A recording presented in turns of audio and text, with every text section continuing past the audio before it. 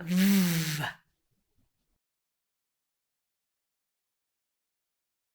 Huuled on pisut naerulasendis. Ülemised hambad on vastu alumist huult.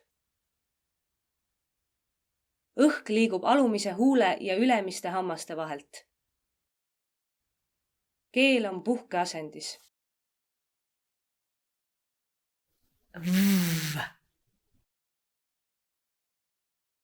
Va. Ve. Vi. Vo. Vu. Võ. Vä. Vö. Vü. Av. Ev. Iv. Ov. Uv. Õv.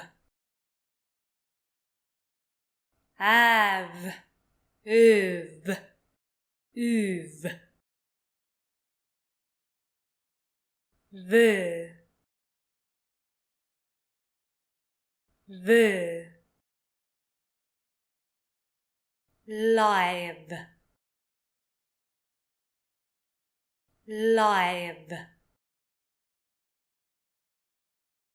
Värav. Värav.